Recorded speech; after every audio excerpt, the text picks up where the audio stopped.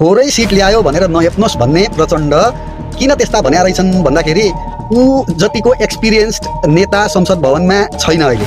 अनि उसलाई चाहिँ राष्ट्रिय स्वतन्त्र पार्टीको सरकारले चाहिँ बडो इज्जतका साथ एउटा कुनै पद दिएर या नदिएर एकदमै इज्जतका साथ राख्छ भन्ने आश थियो दिमागमा। तर तासो पल्टिएको छ।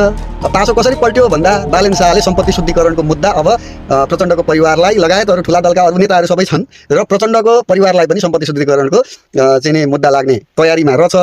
अब अहिले आएर प्रचण्ड के भन्दैछन् फेरि भने अब हामी पुराना दल मिल्नुपर्छ, पार्टीमै पनि उहाँको पार्टीमै पनि के अरे पुराना व्यक्तिले चाहिँ अब ठाउँ छोडिदिनुपर्छ, नयाँ पुस्ताहरूलाई चाहिँ अगाडि बढाउनुपर्छ भन्ने बडो दबाब भइराखेको रहेछ पार्टीभित्र पनि। तर ऊ आफू अहिले के भनिरहेछन्, पुराना दल मिलेर हामी एक हुनुपर्छ भन्नेतिर लागिरहेछन्, शक्ति सञ्चितीकरणका लागि, कसैले उसलाई के प्रचण्डज्यूलाई नछोस् भन्नका लागि भने।